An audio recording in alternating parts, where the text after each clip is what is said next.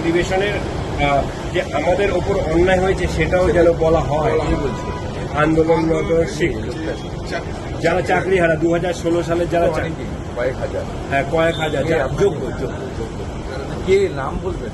যারা চিন্ময় থেকে ধরে সবাই, চিন্ময় থেকে যারা আন্দোলনরত শিক্ষক। সেদিনকে আমি গেছিলাম এবং আমি ওদের প্রস্তাব দিয়েছি যে ওদের যে সুচিন্তিত মতামত, ওরা বিরোধী দলনেতা কোনো একটা দলের নয়, রাজ্যের সরকার এবং সরকারি দলের দ্বারা, সরকারি ব্যবস্থা দ্বারা আক্রান্ত সকলের প্রতিনিধি।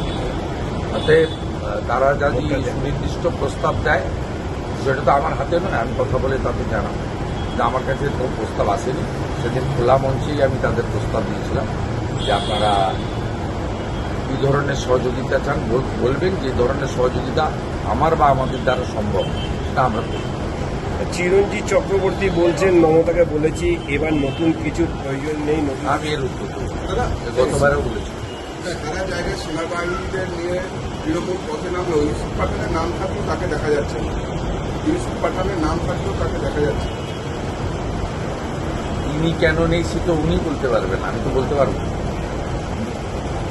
উনি তো কমপ্লিটলি সাম্প্রদায়িক কার্ড খেলে জিতেছেন বহরমপুরে। উনি তো ওখানে ডেভেলপমেন্টের কথা বলে জেতেননি, সাম্প্রদায়িক কার্ড খেলে জিতেছেন। এবং ওদের ঘরের ছেলে অধীর চৌধুরীকে মুসলমানরা ভোট দেয়নি, যেহেতু ওর নামটা অধীর চৌধুরী। ওর নামটা যদি অধীর চৌধুরী না হয়ে ওদের কমিউনিটির কোনো নাম হতো, তাহলে ওরা অধীর চৌধুরীকেই ভোট দিত। আমি ওখানে তৃণমূলের ভোট করেছি 2019 সালে। একটাতে আবু তাহের, একটা খলিলুর রহমান জিতেছিল। প্রথমবার তৃণমূল ওখানে খাতা খুলেছিল। আমাকে বহরমপুর লোকসভা কেন্দ্রে 78,000 ভোটে অধীর চৌধুরী জিতেছিলেন অপূর্ব সরকারকে হারিয়ে। আমাকে তৃণমূল কংগ্রেসের মুসলিম নেতারা বলেছিল আপনি যদি কোনো মুসলিম ক্যান্ডিডেট জিতেন।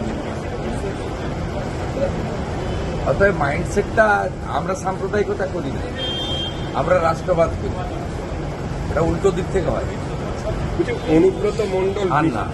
অনুব্রত মণ্ডল বিস্ফোরক মন্তব্য করেছেন, বলছে পদ না পেলে আমার অম্বল হবে, এই রকম নয়, আমার মানসিকতা এরকম নয়। অলিখিত মুখ্যমন্ত্রী তো পদ নেওয়ার দরকার নেই।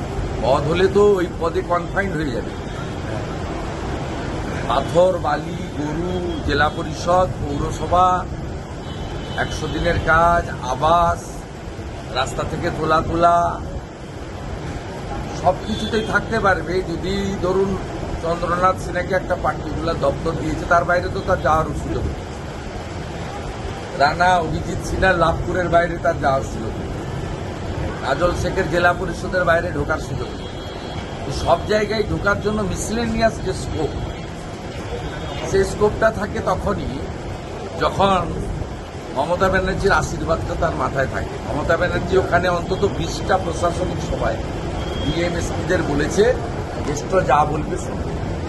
দেশটা অসুস্থ, মাথায় অক্সিজেন কম যায়, অতএব পদ নেওয়ার দরকার নেই। ছোট মুখ্যমন্ত্রী, মমতা ব্যানার্জির আশীর্বাদ ছিল, সব জায়গা থেকে মাল তুলেছে। অভিষেক বন্দ্যোপাধ্যায় দিল্লি যাচ্ছে। আমি সব খোঁজ রাখি, আমার প্রয়োজন।